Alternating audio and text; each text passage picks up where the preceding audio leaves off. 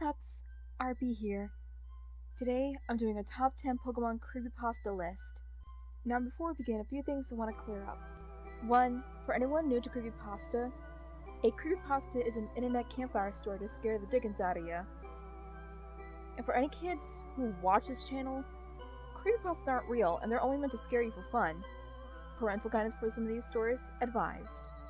2. I'm not basing these on scare factors, only on favoritism and my personal likes on the creepypastas. And if I leave one out, comment down below. 3.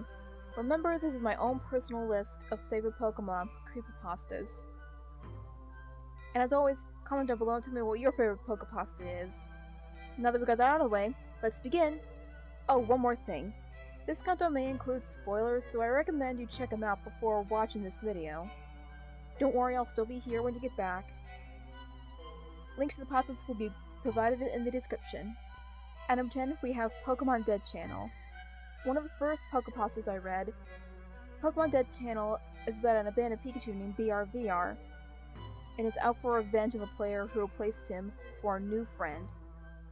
I like this story for many reasons, one of which is because it was inspired by another pasta called Abandoned Loneliness, which will be mentioned again later on in the list. But with a twist. It's also original and gives off a strong message about abandoning friends who will be spiteful and vengeful towards you for replacing them. Number 9 is Lost Silver. Definitely one of PokePasta classics. Soul Silver starts off with a Pokemon fan buying a copy of Silver at a local GameStop, and things get eerie from there, with a trainer named ... a Cyndaquil named Hurry, and random unknowns spelling out leave, dying, and no more.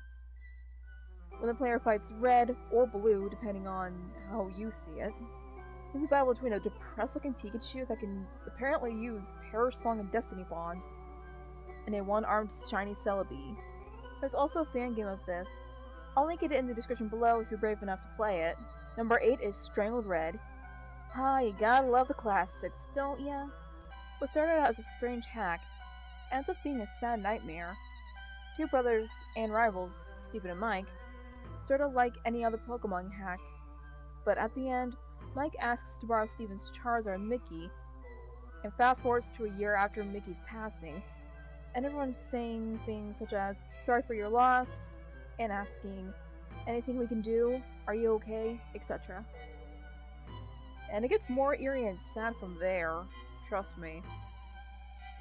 It's just really sad, and it gets creepy from there. It's depressingly creepy, that's the best way I can describe it. Number 7 is Forever Mine. Another story getting me into the Pokemon Creepypasta fandom. A player tries to get their shaman, ironically named Sky, their Sky form, but it goes horribly wrong and poor Sky ends up unloved and is forced to use Destiny Bond. And yeah, I found it more sad than scary, to be honest. I mean, come on, who doesn't want that cute little shaman? I just want to hug it and keep it forever. It's a Sky form shaman and a land form shaman combined into one. I would love that, honestly. Number 6 is Explorers of Death. This one has another lesson, but showed it off in one of the creepiest ways possible. A player keeps getting a Squirtle and tries to figure out how to get Vulpix. Once a player gets Vulpix, things get crazy from there. The Squirtle wants her vengeance for the player not accepting who they are, and it gets really scary from there, with all of a sudden a Shinx named Shadow sacrificing his life for the Vulpix named Mara. And there's also a new updated version of the story. I will link both versions in the description below, and apparently the Squirtle has a name, Ursula. Get it? Ursula from The Little Mermaid? I totally get it. I get it. Now I'm picturing her singing Poor Unfortunate Souls. And now I'm laughing on the inside. Don't let her kill me. And number 5 is Abandoned Loneliness. Definitely one of the saddest PokePastas out there. The story is about a weird hack of Leaf Green with a depressed Eevee named Loneliness, and I highly recommend it. If you aren't crying near the end, you need help, and you have no heart. But seriously, look at this little guy. He thinks he's a curse, and I don't think he's a curse. I'd definitely keep him in my house. I'd definitely keep him in my house, no matter how many bad things happen. I don't care. I would love him. This precious baby needs love. He needs love. Taking up the number 4 spot is Pokemon Fuchsia. Definitely an interesting pasta here.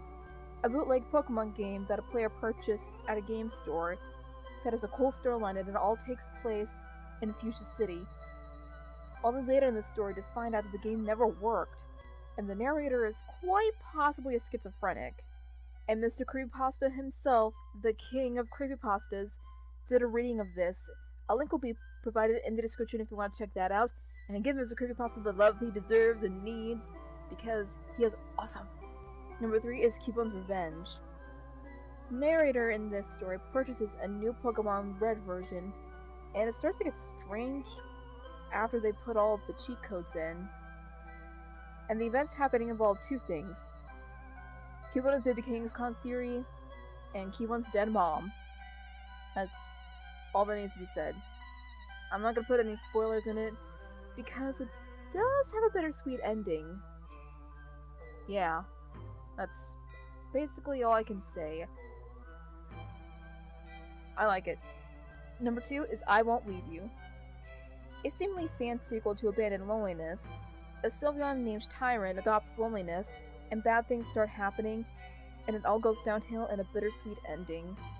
Poor Loneliness, he didn't deserve that. Tyrant was so sweet, and I want Loneliness to have been adopted and kept by him, even though he was a ghost Eevee. He was so sweet to that poor little Eevee. Sorry, just fangirl right there. Don't mind me. And finally, at number 1 is Jessica. This one's different from the other pastas. Trust me, I will get there.